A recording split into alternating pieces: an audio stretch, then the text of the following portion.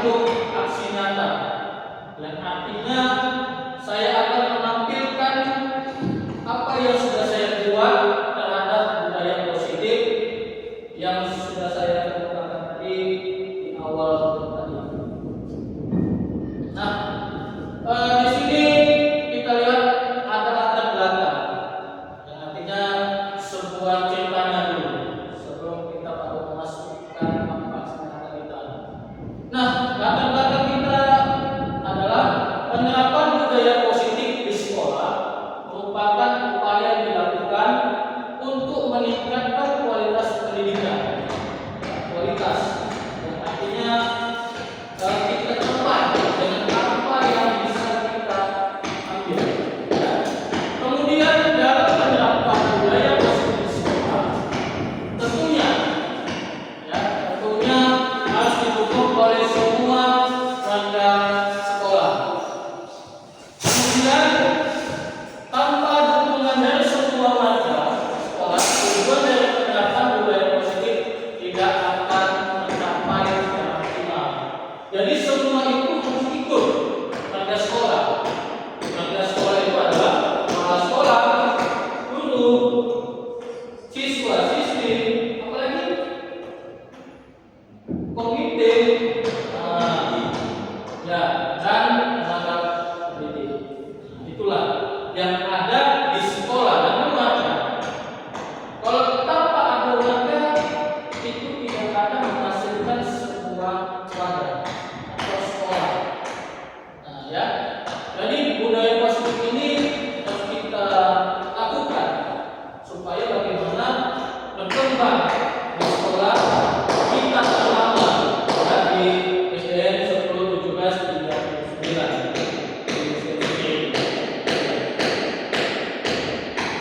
Nah, kemudian kita masuk pada tolak ukurnya. Ya, harus ada tolak ukurnya. Arti kata harus ada yang kita lakukan, apa yang kita harus capai di hadiah. Murid dapat membuat keyakinan kelas dan menaati keyakinan yang telah disepakati. Nah, guru harus dapat menerapkan segitiga restitusi. Murid aktif dalam setiap kegiatan sekolah, menerapkan secara sadar, menerapkan profil pelajar Pancasila, sehingga tercipta pembelajaran yang menyenangkan berpihak pada murid. Yang artinya Bapak dan Ibu berpihak pada murid ini, yang artinya murid diberikan kebebasan, bukan arti kebebasan tanpa bimbingan. Kebebasan satu, berpendapat. Kedua, memilih topiknya. Ya, contoh, kalau saya tanya ini, Bapak dan Ibu ini sebenarnya apa? Kalau saya ada mengatakan saya tidak menghilangkan ini satu, benar nggak? Tapi kalau ditanya apa nama bendanya ini, adalah spidol. Ya, jadi kita harus tahu dulu. Pembelajar itu menyenangkan. Jadi data anak-anak itu kan, kalau pagi salami ada salami punya senyum, semua ya pagi hari ya. Jangan dibawa hal-hal yang tidak baik. Nah, kita lanjut. Nah, lini masa tindakan yang akan dilakukan. Ini ya, selama yang kita lakukan, inilah tindakan yang kita akan lakukan. Yang pertama, melakukan sosialisasi dengan kepala sekolah. Apapun kita harus sosialisasi kepada kepala sekolah saja dan bertanggung jawab dalam sekolah. Kemudian guru, murid, tenaga pendidikan mengenai disiplin positif, kegiatan kelas, dan bahasa Inggris. Tadi boleh dibilang ini. Jadi bukan hanya guru, kepala sekolah, murid, maka tadi dibilangnya tenaga pendidikan. Nah, Selanjutnya, dan sedikitnya restitusi sebagai dampak pelanggaran terhadap keyakinan kelas. Ya. Yang kedua, melakukan diskusi kepada warga sekolah dalam meningkatkan budaya positif di sekolah. Nah, kenapa kita bilang budaya positif? Supaya kita itu anak-anak merasa nyaman, tentram, tertib. Gurunya pun juga gitu. Datang itu tidak merasa beban. Ya, datang ya, banyak. Walaupun di rumah makanan itu ada beban, jangan bawa ke sekolah. Nah, yang ketiga, melakukan sosialisasi keyakinan kelas dan pendidikan pada murid. Nah, yang keempat, meminta kembali murid terkait dengan penerapan keyakinan kelas. Yang kelima, melakukan refleksi secara berkala terkait penerapan positif budaya positif di sekolah. Yang keenam, mendokumentasikan setiap kegiatan yang menunjukkan, mencerminkan dan membiasakan nilai-nilai belajar Pancasila. Nah, ada nggak yang mau ditanya dalam hal ini? Ada nggak yang mau ditanya? Bapak Ibu, ada nggak yang mau ditanya? Ya, Kebetulan kan ada dalam budaya positif. iya. Bisa memperhatikan apa aja contohnya bisa dilakukan. Oke. Budaya positif contohnya ini ya. Mungkin kenal dengan budaya sama ini budaya bukan agama. Maksudnya ya. Sekarang Bapak ada budaya positif. Budaya positif itu yang mengajak kita ya, untuk saling berinteraksi ya, kepada warga sekolah. Nah, contoh tadi kita bilang adalah kalau kita datang pagi ya, sapa ya, senyum, salam, apalagi kita ada 5 di sini. Nah, kemudian setelah itu masuk anak-anak tadi. Itu salah satu budaya positif. Yang kedua, budaya positif yang kita ambil di sekolah kita adalah anak-anak apel pagi. Apel pagi artinya baris dari kelas 1 sampai kelas 6. Nah, apa yang biasa dilakukan anak-anak? Membaca Pancasila, membaca harian, membaca janji siswa. Ya, jadi 3 ini yang akan kita budayakan kepada anak-anak pagi. Nah, selanjutnya apa budaya kita? Kita bilang di sekolah kita budayanya tentang saya lingkungan yang bersih. Bersih apa ya? Contoh, pungut sampah, ya pungut sampah setiap hari. Nah, jadi kalau ada sampah, misalnya ini ada sampah, kita sebagai guru, ya kita yang harus mengingat dulu. Nah, ada sampah dilihat, ambil, masukkan kepada tempatnya. Kalau tidak ada tempatnya, ya kita pegang aja dulu. Kalau dia tidak bebas, ya tidak basah, jangan sampai kita masuk kantong, ya kita masuk kantong. Nah, jadi ada 3 tadi ya yang kita lakukan di sekolah. Ini ada lagi, ya. Pertama 5S, ya. Yang kedua adanya apel pagi, atau kita bilang amanat anak-anak. Yang ketiga adalah lingkungan bersih. Mungkin kalau ada lagi banyak yang kita terapkan pada budaya positif di sekolah. Seharusnya ini kita sudah kita lakukan, tapi kita masih apa ya sebenarnya, apa ya sebenarnya. Nah, jadi kita menggunakan ada lagi lain itu budaya positif. Nah, apa ini? Oke ya, kalau udah paham kita akan lanjut lagi ya.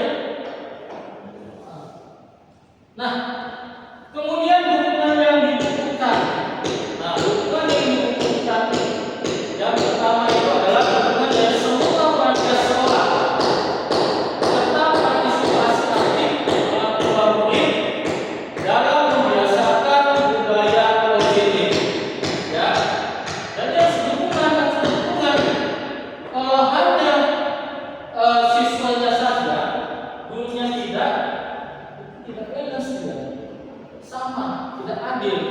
Masa siswa disuruh buang sampah pada tempatnya itu tidak. Nah, kemudian yang kedua adalah kita bekerja sekolah sebagai teladan bagi murid yang menanamkan budaya positif di sekolah. Tadi saya contohkan ada budaya sekolah tadi. Budaya positif di sekolah. Nah, apa tadi Pak? Iya, mengurangi sampah. Iya, 5S. Itu kata. Yang ketiga. Iya. Sekali lagi ya, amanah. Ya. Oke. Selanjutnya adalah diskusi serta kolaborasi. Kolaborasi itu menjadi hubungan kerjasama, bukan yang negatif ya, hubungan kerjasama. Misalnya Pak Saprinda dengan Bu Korida ada nih masalah, ya saling bertukar pikiran. Jangan nanti hubungan negatif.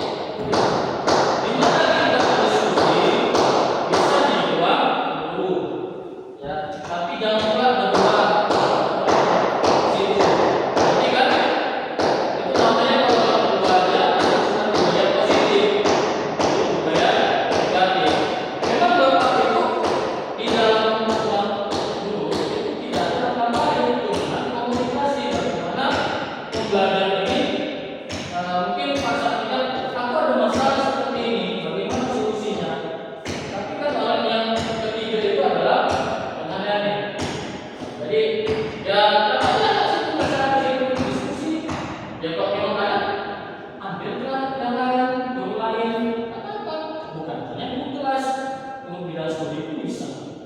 Atau kalau ada orang bisa ada komunikasi, tapi tidak bisa. Atau ya hal yang lain yang penting dilakukan di sekolah. Kalaupun ada kepala sekolah nggak apa-apa, jangan aja punya kolaborasi.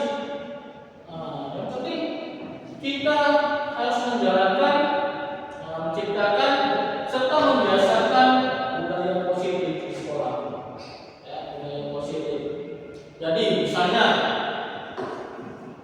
ada anak belajar seperti ini, cek foto dia. Ya saya harus ada 1, 2, 3. Pak, si Badu cakap kotor. Apakah kita selalu dulu membiarkan saja? Apa tindakan Pak Saprinda kalau ada anak yang cakap kotor? Ayo, Saprinda ya. Oke. Ya, silakan Pak. Ya, terus Pak?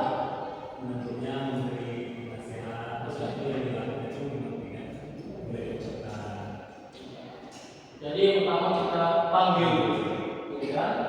Panggilnya siapa? Yang orangnya yang kuat. Kemudian kita panggil juga adalah saksinya, ya kan? Kemudian apa yang kita lakukan? Cari solusinya atau berceritakan pada kedua anak tadi. Gak boleh kita bertindakan begini, gak boleh. Kita harus mendengarkan cerita si Baru. Kita mendengarkan cerita si Andi, ya kan? Siapa di antara ini? Kita adalah rumah. Biarlah mereka. Tapi kita, kalau saya membuat seperti itu, suruh si Baru cerita dulu dia. Si Andi tadi diam dulu. Nah, kita begini, sudah selesai, kemudian balik kepada si Andi. Kita si Andi sudah selesai, dan kita sebagai pendengar mendengarkan, tapi tidak boleh mendengarkan kepada anak. Tapi begini, kita lulus, artinya itu adalah anak kita. Apa ceritanya ini? Ya kita tidak boleh menggunakan fisik.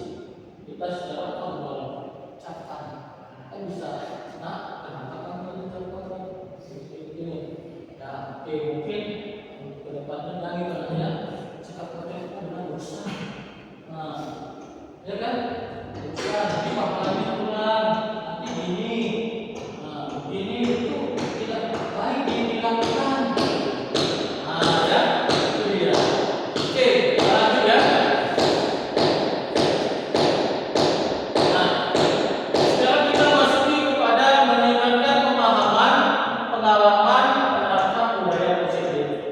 Nah, ini sekarang akan kita sebutkan saja.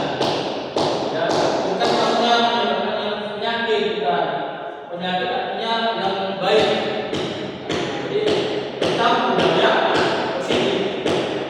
Ya. Nah, konsep utama modul budaya positif ini ada 6. Ya. Yang pertama disiplin positif. Kedua motivasi perilaku manusia. Ketiga kebutuhan dasar manusia. Keempat adalah posisi kontrol manusia. 5 keyakinan kelas. Keenam adalah segitiga restitusi. Ya, 6 ini yang akan kita bahas yang ini. Jadi kalau mau ditengok-tengok dulu ya kan, nah, kalau ada yang bertanya, nah tapi kalau nanti kita selanjutnya, ya. Oke, kita masuk yang pertama, disiplin positif. Ya. Dalam kebudayaan kita, makna kata disiplin itu dimaknai menjadi sesuatu yang dilakukan seseorang pada orang lain untuk mendapatkan kepatuhan, disiplin. Kalau kita bilang disiplin budaya, ya kan? Nah, kemudian kita cenderung menghubungkan kata disiplin dengan ketidaknyamanan. Ya. Ketidaknyamanan. Dengan kata lain, seseorang yang memiliki disiplin ini, berarti mereka bertanggung jawab terhadap apa yang dilakukannya, karena mereka mendasarkan, ya, mendasarkan tindakan mereka pada nilai-nilai kebajikan Islam. Ya. Sebagai pendidik, tujuan kita adalah menciptakan anak-anak yang memiliki disiplin diri. Ya, jangan anak-anak yang disiplin diri. Kalau masuk ujian 15, berarti anak-anak kita sebelum ujian 15, ujian 10. Pak boleh cerita? Ya kan? Itu yang tersebut itu. Namanya kita guru. Nah, ya kan? Nah, di guru dan di diri. Kan? Di buku dan di buku lagi tadi. Kalau siswanya nanti kan minum, ada nanti minum tinggi, ada nanti minum yang duduk. Mana yang baik itu kita jadikan budaya positif. Nah, sama anak-anak lagi lakukan.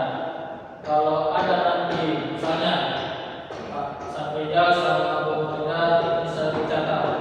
Ini ada siswa yang melewat, buat tindakan. Ya, ada 2 alternatif. Boleh mencari jalan alternatif atau ya badan kita mencondongkan ke bawah. Apa kita bilang permisi Pak Sanpeja, Bu Maida saya melewat. Itu salah satu budaya. Ya, salah satu budaya juga. Tapi kita lupa. Nanti gimana ini yang Bapak Ibu lakukan nanti?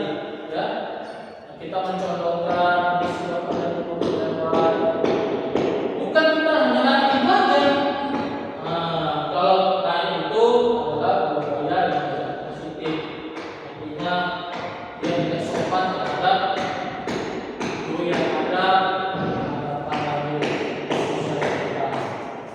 Oke, baik. Kemudian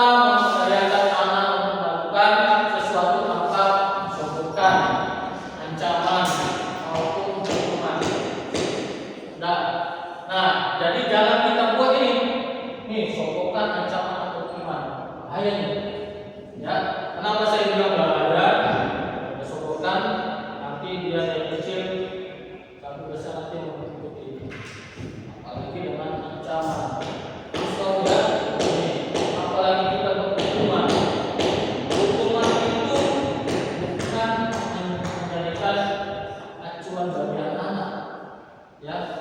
Bisa jadi hukuman itu mereka ya tinggal tingkatan hukumannya. Bisa hukuman tadi itu sesuai dengan harapan kita, bisa yang tidak.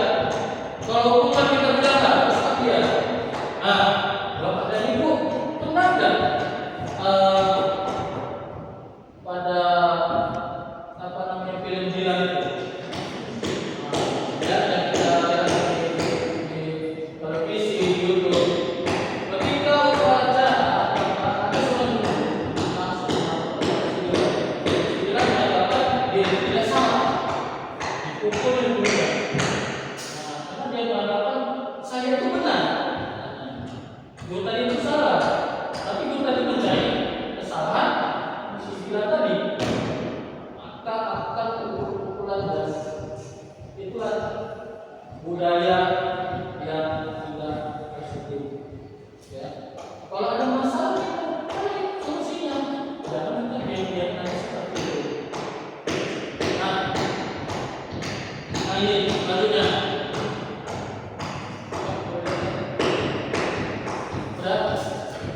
Kebutuhan dasar. Ya, kita masuk yang kedua. Kebutuhan dasar. Yang pertama itu adalah bertahan hidup. Ya. Yang kedua kasih sayang dan rasa diterima. Yang ketiga adalah penguasaan. Lanjutkan. Yang keempat, Lanjut. ya, keempat adalah kebebasan. Yang kelima adalah kesenangan. Ya. Kemudian ketika kelima kebutuhan dasar terpenuhi ini secara memadai, maka bulan akan tumbuh dengan seimbang dan bahagia. Kalau udah enam ini, tadi hidup, rasa kasih sayang, rasa diterima, penguasaan, kebebasan, kesenangan, maka dalam lima hal ini anak makin tumbuh seimbang, apalagi dia bahagia. Ya, kayaknya salah satu ada kebebasan pasti bahagia. Ya kan? Apalagi dengan kasih sayang, makin lah. Dan sebaliknya, jika kebutuhan dasar tidak terpenuhi dengan baik, maka akan mengalami emosi negatif seperti bosan, sedih, dan kecewa.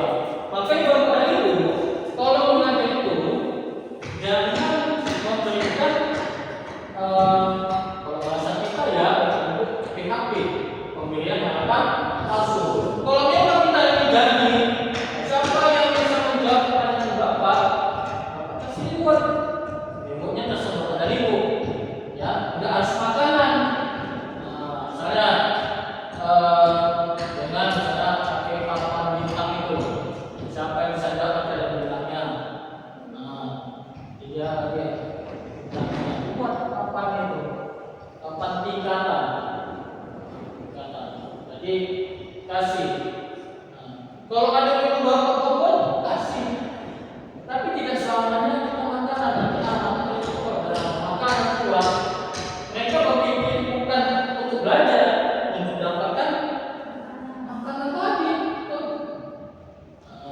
Tapi sekali boleh, ya.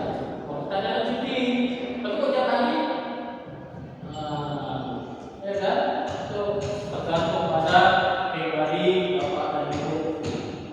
Oke. Selanjutnya, bahkan mereka dapat melakukan tindakan yang bertentangan dengan nilai-nilai kebajikan dan melanggar aturan. Dengan kata lain, perilaku buruk seseorang merupakan respon dari kebutuhan yang tidak terpenuhi, namun mereka tidak tahu cara mengungkapkannya. Nah, ini dia gimana sih bilangnya?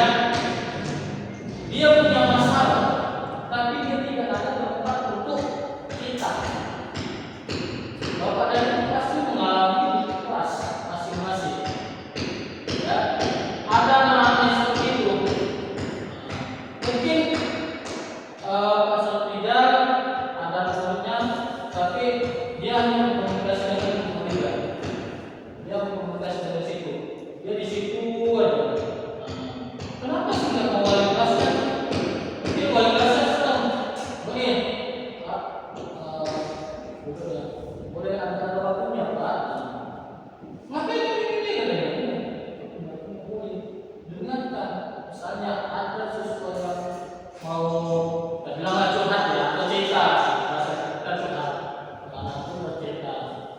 Ya, kita luangkan waktu, dengarkan ceritanya. Apa yang kita bisa berikan jawaban, apa yang bisa kita berikan solusinya, dan apa tindakan kita. Jadi kita tidak akan ya membiarkan siswa kita itu dengan sedih, ya kecewa. Waktu kita buang mentah, tidak memberikan aja. Kalau berpengaruh silakan. Kalau bahasa kita ya, perasaan hatinya tidak ada yang bisa diceritakan. Dia membilangkan sama orang tuanya kalau dia sibuk. Yang pertama kita adalah orang tua yang kedua. Kita di sekolah adalah orang tua yang kedua. Kita dengarkan, kita ambil kembali dari Tuhan. Tapi jangan kita peduli kan. Ada anak seperti ini, jangan kita peduli. Kalau semakin kita peduli, pasti anak kita itu. Seharusnya kita merangkul. Ya. Kalau bahasa kita merangkul. Tapi kalau bahasa itu adalah apa itu? Bahasa di bawah merangkul, memeluk, ya, supaya apa yang dihadapinya dia bisa dengan tegar, ya, ya, dia bisa tegar, bisa mencari dengan hasil yang empat mata itu. Itu anak-anak itu tanpa bohong, ya, semua dia curhatkan, dia nggak bisa bohong, dia jujur, dia itu alami, ya. Kalau kita bilang, coba ini rasanya apa ini? Kalau nanti ada bilang si Budi rasanya asam, baru nanti bilangnya manis. Padahal kalau kita bilang ini asam, kenapa sih bukan sama punya? Bilangnya manis, padahal asam. Udah jelas-jelas di dalam itu asam, bahwa ini asam. Jelas-jelas. Ini yang membedakan kepada manis. Kita berikan kebebasan pada siswa untuk berpendapat, tapi kita itu di belakangnya, kita itu berada di belakang. Kita mengapa motivasi, menggerakkan dia supaya dia itu adalah terbiasa ya membuat namanya budaya positif. Oke, lanjut. Nah, motivasi perilaku manusia, ya, ini ada tiga. Ya. Motivasi tadi itu apa? Tahu nggak? Iya, dorongan, apalagi gerakan, ya kan? Atau kalau bahasa anak di ayo kanan itu, diajak, supaya bagaimana motivasi perilaku manusia ini dapatlah berkembang. Ya. Yang pertama, untuk menghindari ketidaknyamanan hubungan. Ini kalau ada ketidaknyamanan hubungan, menghindari selalu kalau bisa jangan ada hubungan, jangan ada namanya ketidaknyamanan. Mulai melakukan disiplin diri karena dia takut dihukum. Nah, ini merupakan motivasi ekstrinsik di luar. Misalnya nanti kan pacaran pagi naik, ini contoh pada siswa. Dia di belakang kenapa? Dia takut karena dia tidak memakai dasi. Kalau kopi kan apa? Untuk dasi dan kumpul ini. Ada nanti kadang-kadang lebih lama pasti. Kadang gas yang perempuan nggak ada dasinya. Perempuan itu dia dapat di dalam kelas dasinya. Dimasukkan dia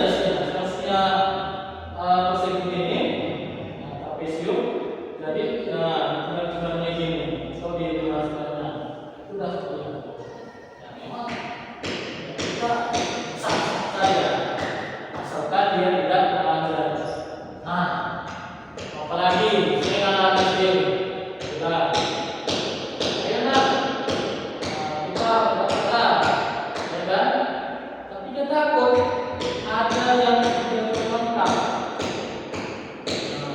Ya, banyak yang nanti kita takut. Makanya dia takut dihukum. Takut dihukum. Anak-anak itu memang jangan belajarnya dihantui dengan hukuman. Ya, nanti beda dari konsekuensi. Beda nanti. Ya, hukuman dan konsekuensi. Nah, yang kedua adalah mendapatkan imbalan atau kenyatan dari orang lain. Ada orang mengatakan usaha anak kita aja, terus ganteng yang berat. Nah, kalau kita pede,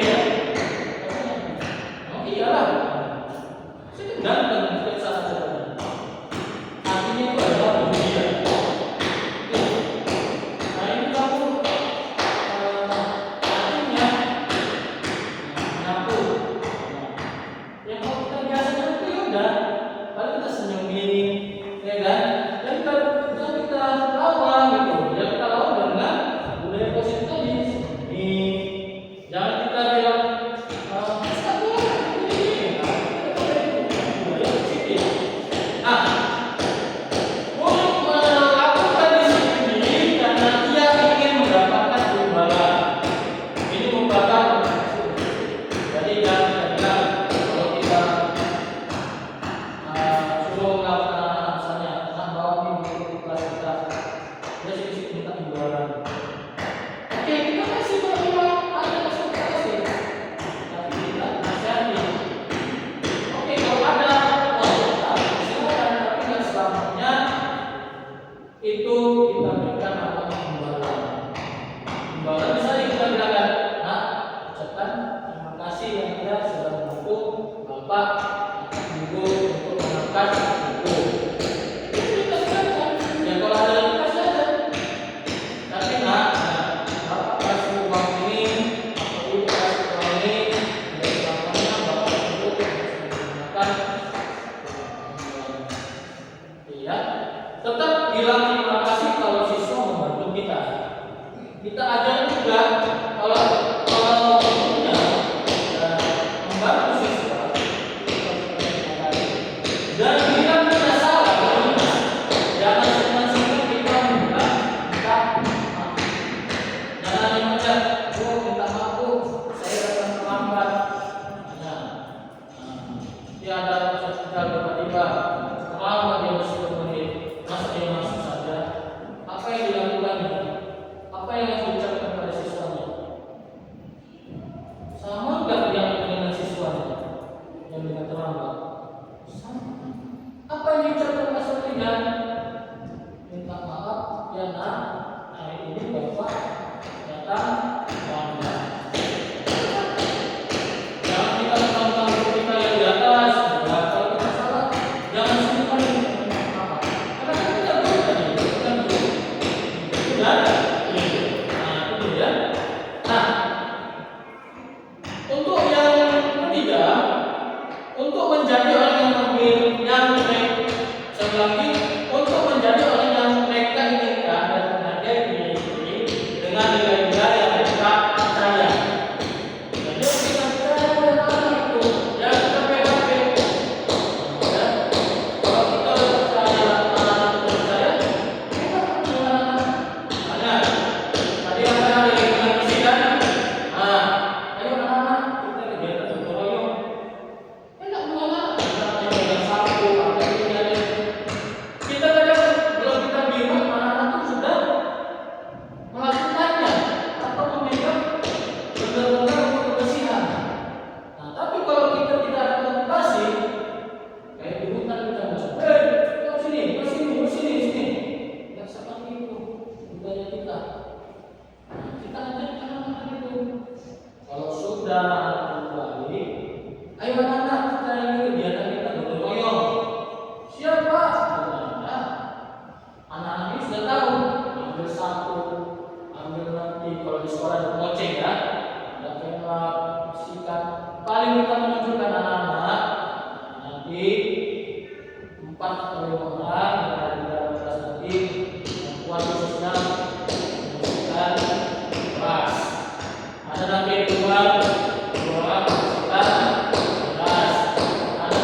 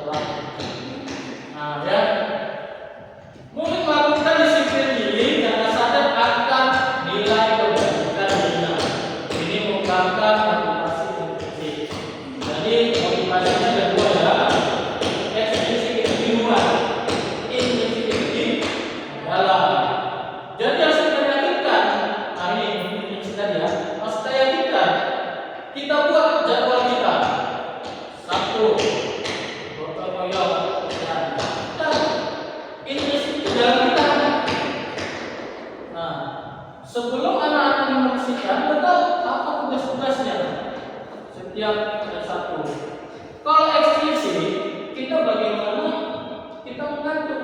Misalnya anak-anak kalau lepas, kita akan bermain, ya bersama anak-anak kalau lepas sudah bermain. Nanti bisa dilempar bonceng satu, akhirnya bukan gotong royong. Apa yang terjadi? Dan itu akan terjadi bila kita tidak mengontrol siswa kita ketika melakukan kegiatan berbasis kelas. Apa yang terjadi? Iya, lagi. Ada lagi?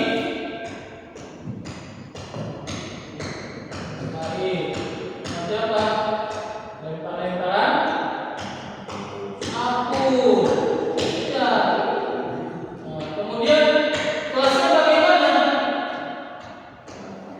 Iya, berantakan. Ya, kelasnya itu berantakan. Cemong-cemong kalau belajar kita tergerak. Jadi kita sebagai guru, ya kalau belajar dunia itu marah. Apa yang kita kita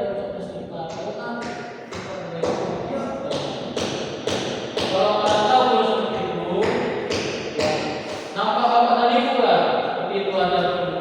Kita bisa menasihati, dengan pelan-pelan. Tapi kata kan, ibu kita sedikit ini, tengok apanya siswa ini. Mungkin saja cikgu tadi itu, ya, ada kegiatan yang dilakukan sekolah bisa jadi. Ya, masuk kita bisa kita melihat jatuh nanti dari bawah lebih susah. Apalagi yang tadi lempar-lemparan.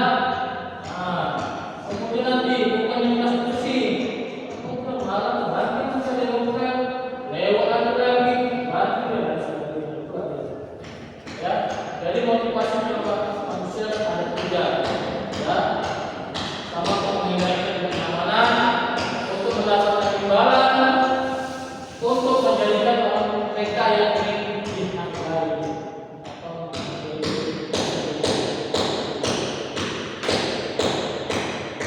Nah, di sini konsep disiplin dengan identitas gagal.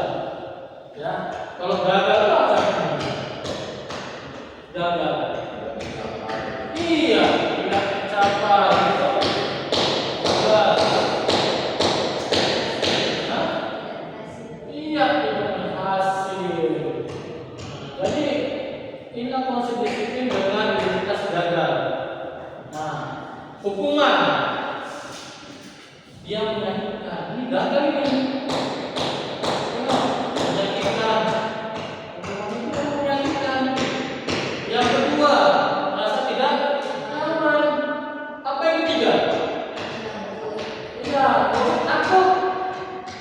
Yang keempat, iya memaksa. Itu hukuman kan? Yang kelima, boleh menyembunyikan kesalahan. Yang keenam, ya boleh menjadi sendiri. Nah, jadi hukuman itu yang gagal yang keenam ini. Ketika menghukum itu jangan dengan senang fisik, bukan dengan hukuman verbal, dengan ucapan. Tapi ucapan jangan buat cacian, bully sama dia. Oh, jadi kita ini orang ini seperti itu. Nah, makanya kita lakukan adalah sini restitusi segitiga, yang artinya kita bisa menanyakan apa masalahnya, kemudian bagaimana solusinya, ya, atau tindakan. Yang ketiga adalah membuat kita kesimpulan apa yang terjadi dalam masalah tersebut. Nah, ini masih yang gagal ya, bukan yang berhasil. Penghargaan yang pertama tidak efektif, ya, penghargaan itu yang sebenarnya reward, ya. Kalau kita kasih makanan aja tiap hari, dia bukan ini nanti yang dicapainya, makanan, jajan dan lain sebagainya. Yang kedua, merusak hubungan, sifat diri penting. Aku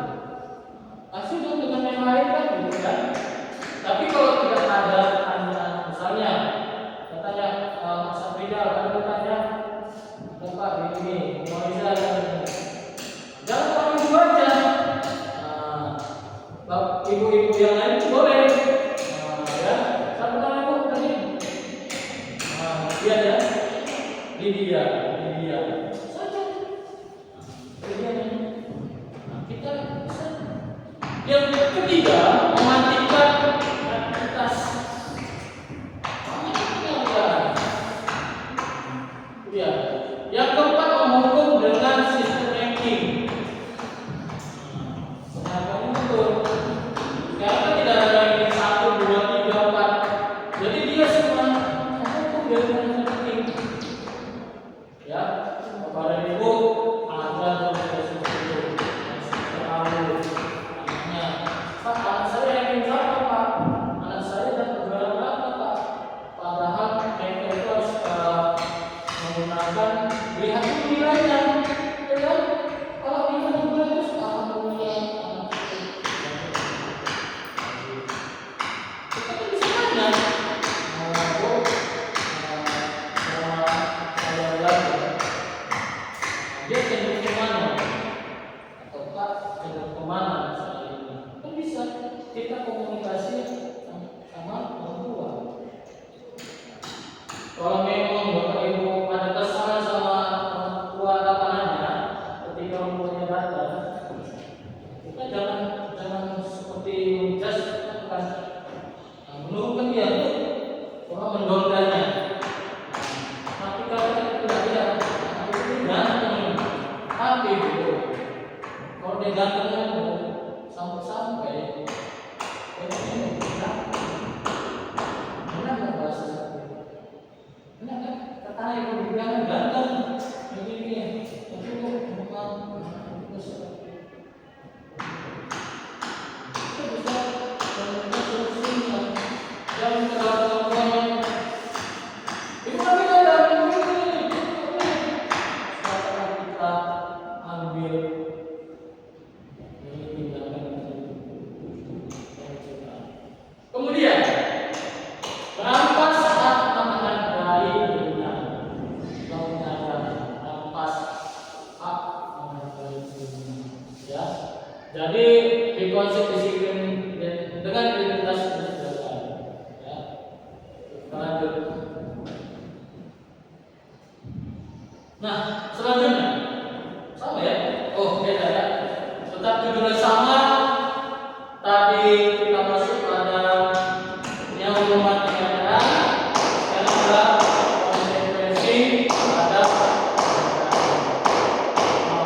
konsekuensi ini penguatan jangka pendek. Ya, di sini jangka pendek. Jadi konsekuensi ini, bila dia terlambat, kita akan hukuman misalnya dinami. Itu adalah konsekuensi. Nah, tapi konsekuensi ini jangkanya pendek, tidak lama. Tapi kok bisa berhukuman? Kalau sudah terlambat, ambil hukum buat saya tidak akan terlambat, saya tidak akan terlambat. Itu namanya hukuman. Kalau konsekuensi itu, ya udah hukumannya sebentar aja, udah, itu nggak ada lagi. Mudah-mudahan besoknya tidak akan dilakukan lagi. Tapi kalau tidak menjalankan pendek, itu namanya kita berikan hukuman. Kalau kita berikan konsekuensi, hanya kita bilang, nah, besok dikerjakan ya, nah, ya Pak, kasih lagi itu kan, Bapak pintu aja dan pintu, ada hukumannya. Itu bukan hukuman, nah, konsekuensi artinya peringatan, peringatan secara kasar. Nah, konsekuensi yang identitas gerakan ini adalah perlu monitoring pembelajaran. Artinya perlu dilihat,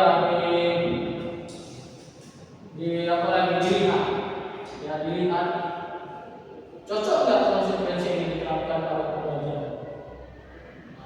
Kemudian stimulus respon, artinya ada umpan baliknya. Kalau anak-anak seperti dibuat, ada enggak hukum ganjarannya? Kemudian yang keempat adalah masih menghormati aturan. Ya, konsekuensi harus menghormati.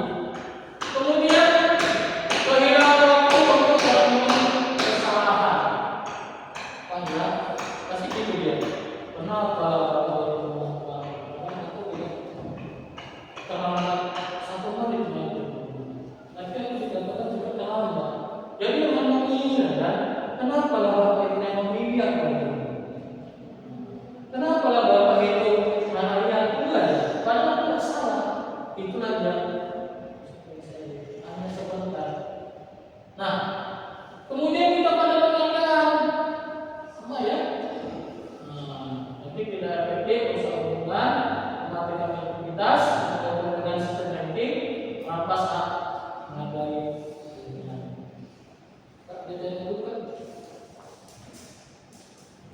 Nah, ini ya. Oke, ini ya. 50 menit udah Pak.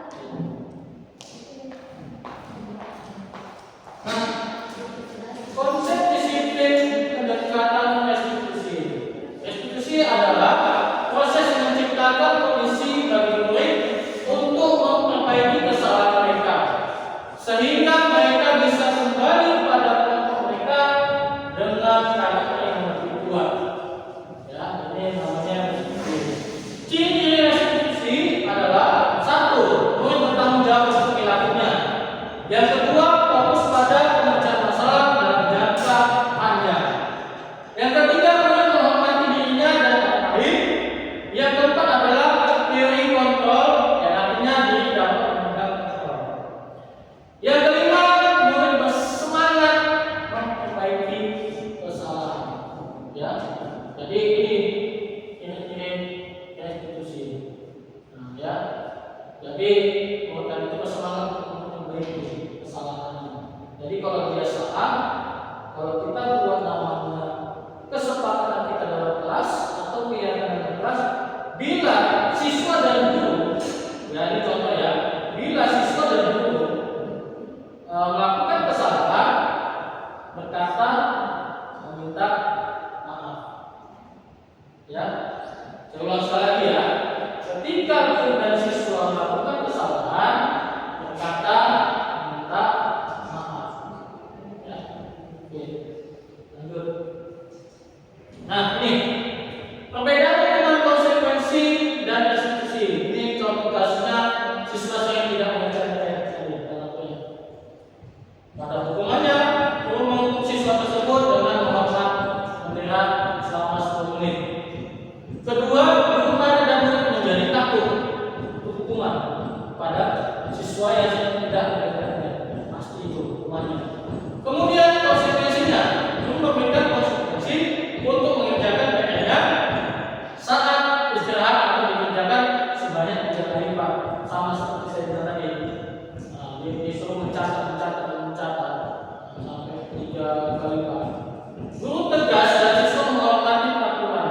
Siapapun anak di situ, mau anak kepala sekolah, anak guru, kalau melakukannya, pokoknya seperti konsekuensinya. Nah, apa restitusinya? Guru menanyakan keyakinan kelas pada diri dan membantu siswa menyelesaikan masalah. Kita restitusinya tindakan kita. Apa yang kita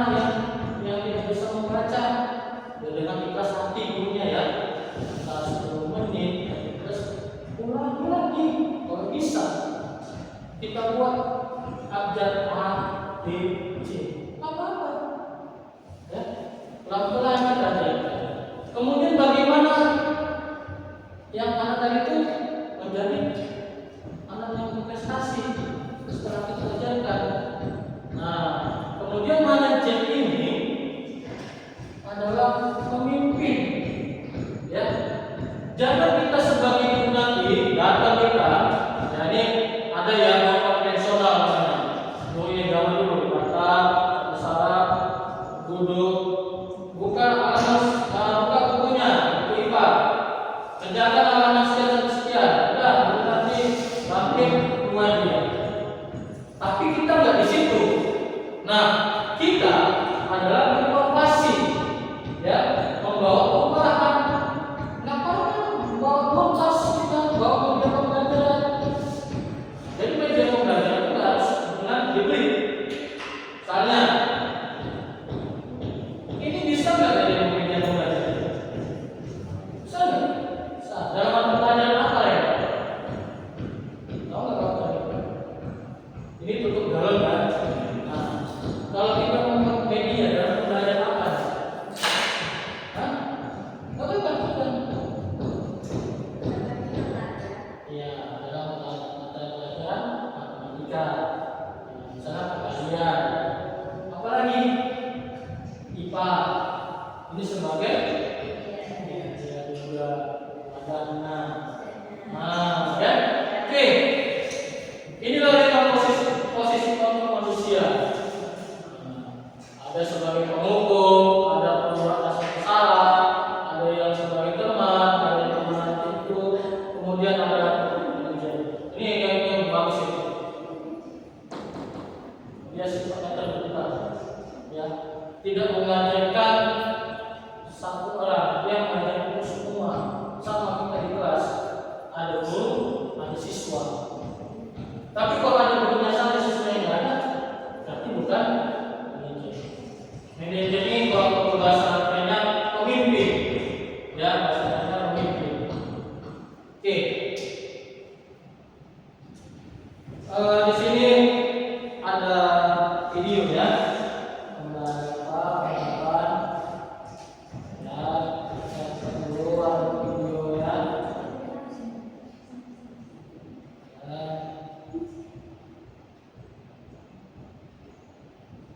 Dalam video ini Bapak dan Ibu, kalau nanti ada yang mau sampaikan, silakan ya.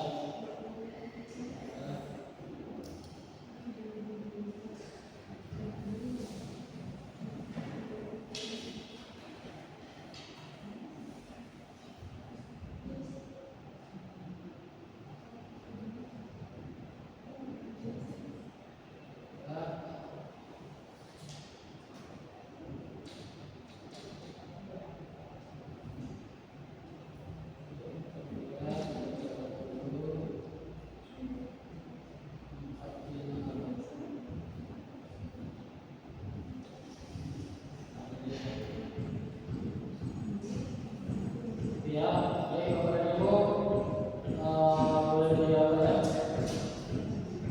Karena juga ada speaker ya. Bapak Ibu bisa melihat video ini ya.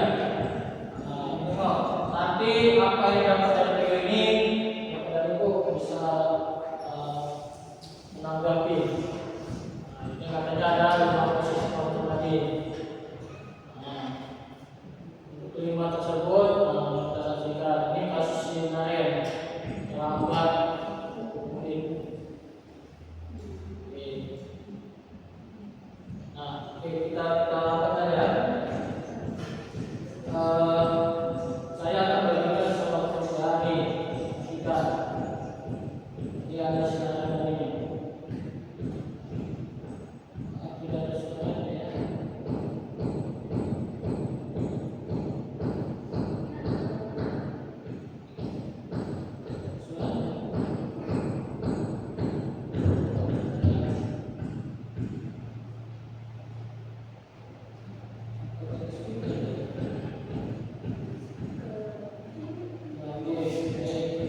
Kita mungkin kita skip, ya, skip aja.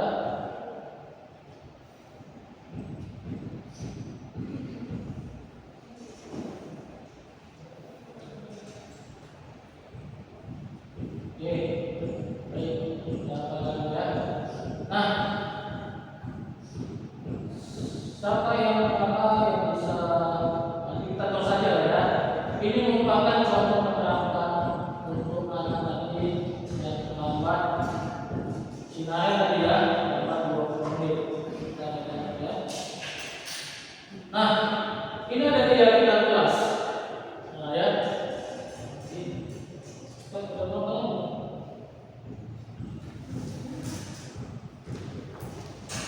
Keyakinan kelas. Mengapa keyakinan kelas?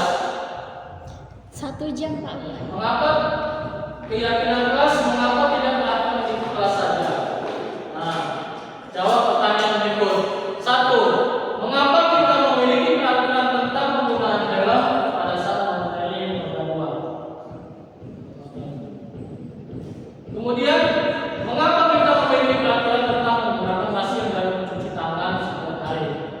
Nah, kalau di sini tentang keyakinan kelas, mungkin ya jawabannya ini yang saya tahu ini adalah untuk kesehatan dan keselamatan, ya, untuk kesehatan dan keselamatan. Keyakinan kelas adalah nilai-nilai kebajikan universal yang disepakati secara tersirat dan tersurat, lepas dari latar belakang suku, negara, bahasa maupun agama. Yang kita buat keyakinan kelas, Bapak kami berarti Bapak bisa pilih dalam kelas kita tentang keyakinan kelas, tapi harus kita diskusikan kepada siswa-siswa atau murid kita. Nanti lagi ya. Pembentukan keyakinan kelas yang pertama bersifat lebih abstrak daripada peraturan yang lebih rinci konkret. Kedua, keyakinan kelas berupa pertanyaan-pertanyaan universal, pertanyaan kelas, keyakinan kelas biasa dibuat dalam bentuk positif. Keyakinan kelas sebenarnya tidak perlu terlalu banyak sehingga mudah diingat dan dipahami oleh semua warga kelas. Keyakinan kelas lainnya sesuatu yang dapat diterapkan di lingkungan tersebut.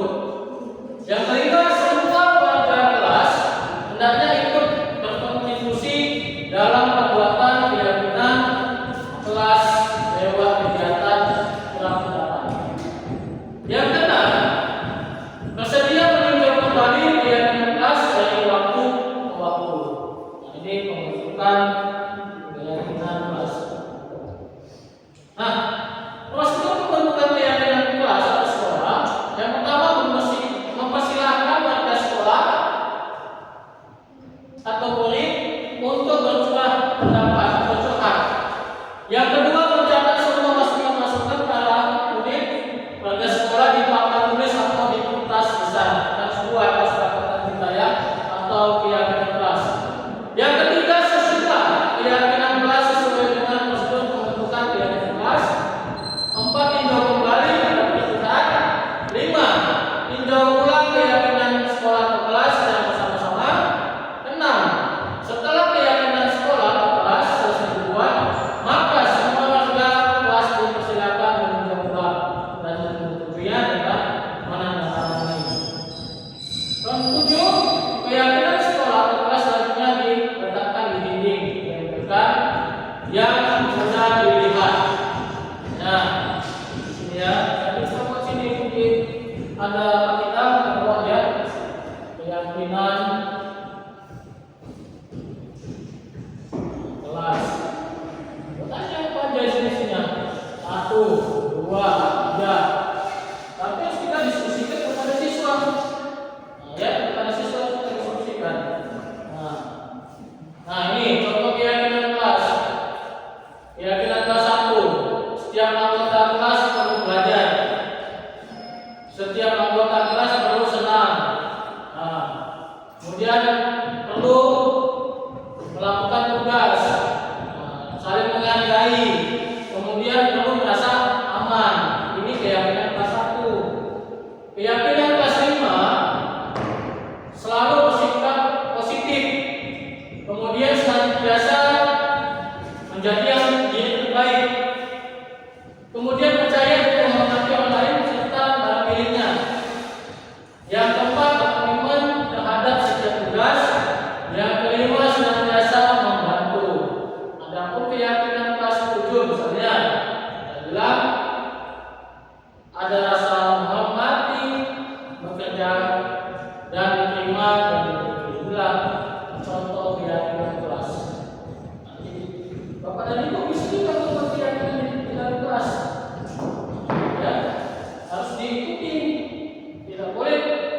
itu berdasarkan dari dunia saja.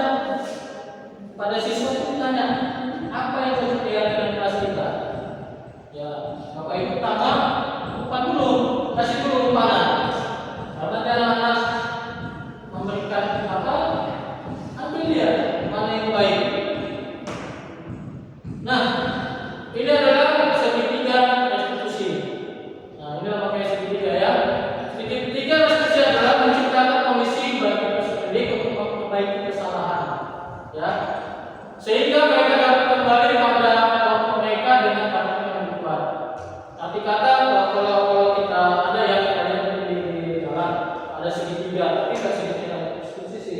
Dan artinya dia memperbaiki, ya, memperbaiki misalnya kendaraannya, karena ada truk, cabangnya diperbaiki, ada ini ya.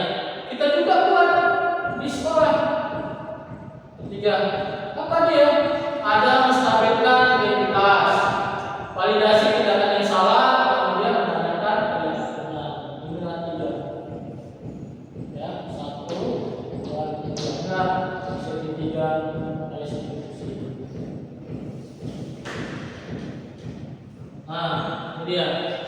Ini bisa saya jelaskan lagi ya. Yang pertama, menstabilkan identitas. Yang kedua, validasi tindakan yang salah. Yang ketiga, menanyakan keyakinan. Menanyakan keyakinannya artinya bagaimana dia dapat yang tadi dia tidak bersalah, dia akan mencipta untuk mengakui kesalahan. Artinya kalau tidak salah atau bercipta kembali. Nah, ini ada pengajaran dalam segitiga restitusi. Nanti bahasa ini ya. Nah, sampai sini ada yang bertanya. Ada yang bertanya. Kita masuk ke budaya positif, keyakinan keras. Kita di segitiga restitusi. Yuk, Walida ada yang bertanya. Silakan tanya. Kita diskusi ya. Ayo, silakan. Ya. Ya. Ya, silakan bertanya. Ya. Silakan Pak. Tadi kayaknya saya kurang jelas. Ini tentang hukuman dan konsekuensi. Jadi apa perbedaannya hukuman dan konsekuensi? Ya. Bagus. Oke. Hukuman dan konsekuensi. Hukuman itu ya itu menjatuhkan sebuah dosa ketakutan pada anak. Ya, ada juga yang merasakan hukuman itu seperti cambukan. Ya. Contoh, siapa yang melanggar tidak boleh masuk kelas. Itu hukuman. Ya kan? Asal ya hukuman. Tapi konsekuensi dia diberikan ingatan. Itu dua. Ya. Misalnya peringatan, apa data? Kita tanya, apakah kamu kedatangan? Ini, ya kita tanya. Dibangun jam berapa? Ya besok jangan dilakukan lagi. Jika tadi kan zamannya itu udah panjang. Kalau hukuman pasti panjang itu. Nah tadi kan ada orang penjara kan? Nah tadi ada selama 20 menit. Hukuman. Ya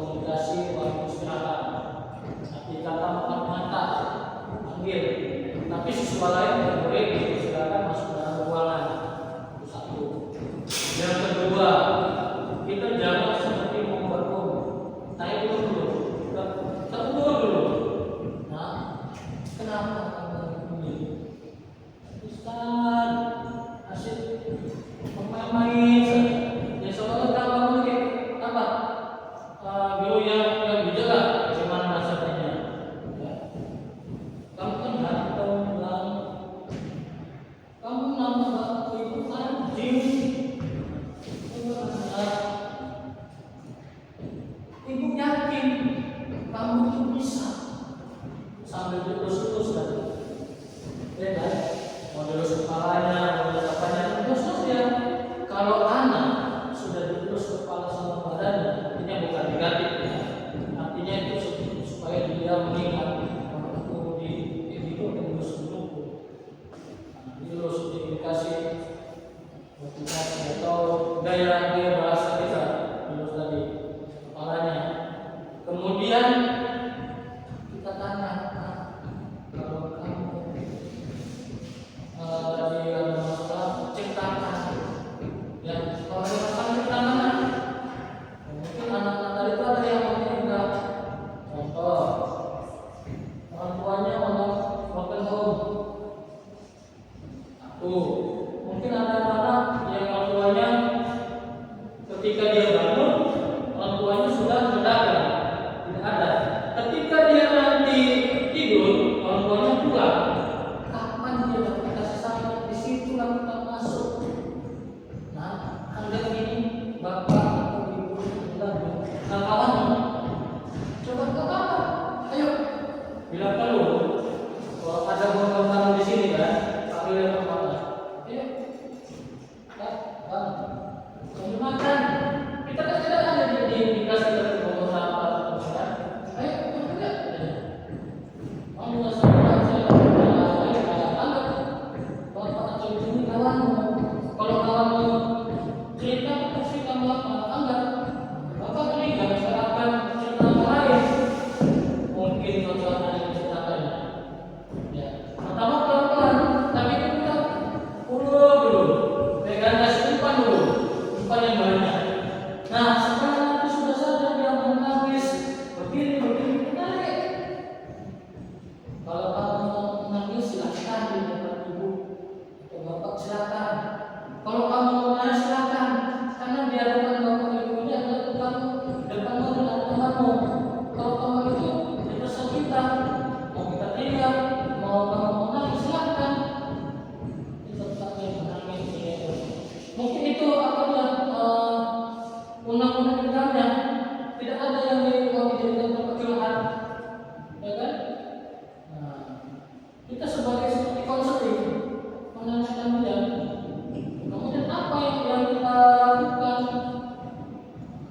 Kita berikan solusinya, tapi solusinya yang terbaik, jangan anaknya ini jadi tambah hancur lagi. Contoh, saya bu, tiap pagi saya nggak kasih makan, saya ini, saya jauh pagi ke pipi. Nah, saya sama bangun, dihabiskan sama anak saya, tapi saya tetap bangun ini. Kamu tahu kan, mungkin kalau apa nak, ini ibu ada bangga, kalau makannya tak sama. Kalau bilang gak apa-apa yang kamu uji kan. Tapi bukan saya pernah gitu. Dia jelaskan saya nggak bakal mau saya tahu. Tapi kalau kita cuma dua sih, cuma kita empat, kan dua saya dua. Nah, setelah makan dia nyaman, lari lagi. Nah,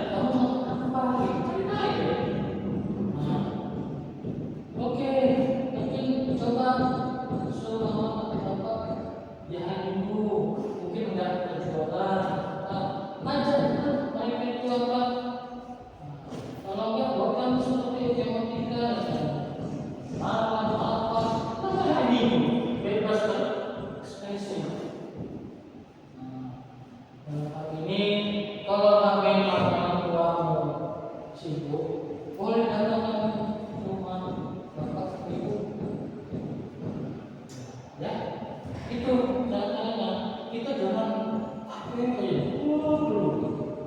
Dia bercerita, kita gini. Nanti kalau udah nanti kan solusinya. Akhir cinta kalau dia bilang, kalau orang tua sayang padamu, ayo tinggal sama bapak atau ibu. Kan?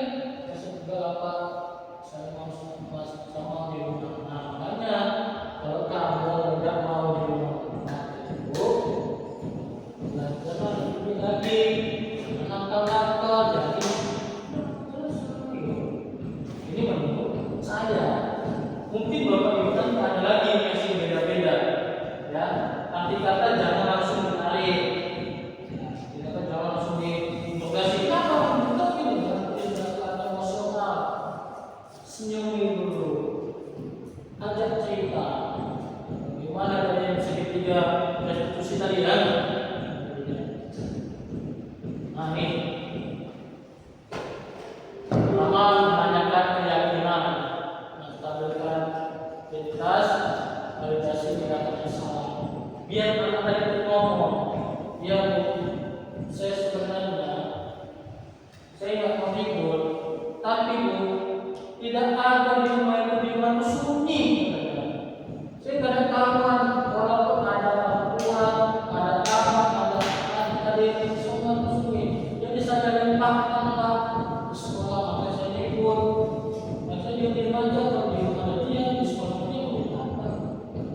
Mungkin ekspresinya di sekolah di sekolah atau di kelas. Sudah di itu lagi. Oke, ada lagi?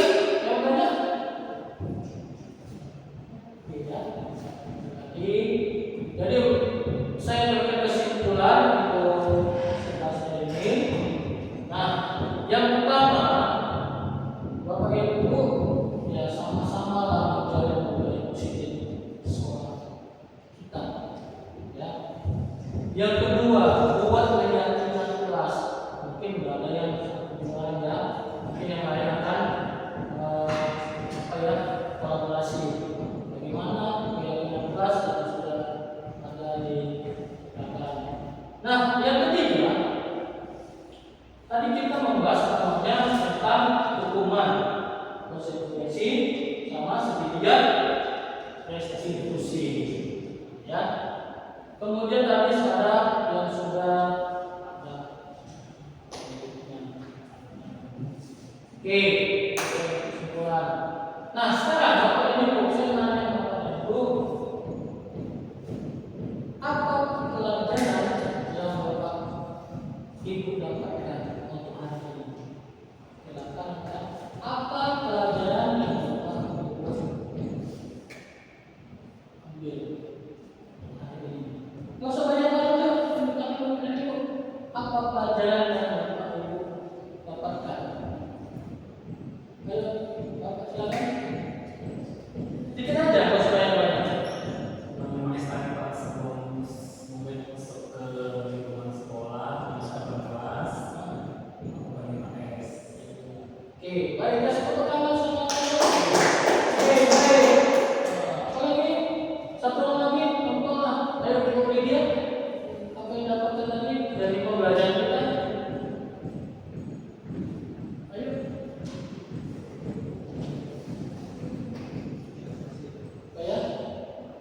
Ayo ada yang lain? Gak apa-apa, sedikit aja, gak usah apa yang dapat tadi gitu.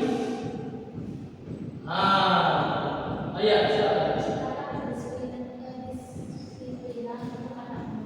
Iya, menciptakan disiplin untuk anak murid. Oke, kasih tepuk tangan. Oke, satu lagi ya. Yang kedua, bagaimana perasaan Bapak dan Ibu terhadap diskusi atau presentasi yang saya tampilkan? Apa perasaan Bapak dan Ibu? Sedikit aja, satu kata boleh. Senang, boleh. Apa lagi? Baik. Ada lagi? Satu kata. Senang, baik. Bahagia. Apa lagi? Iya.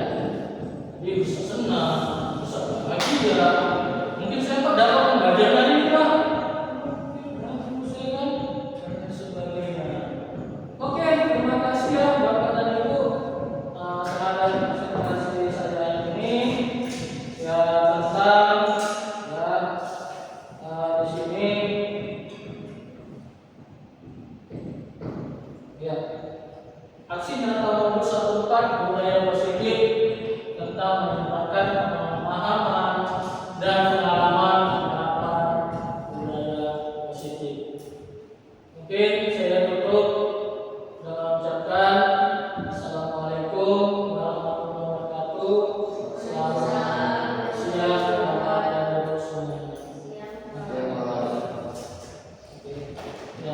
Oke, sekarang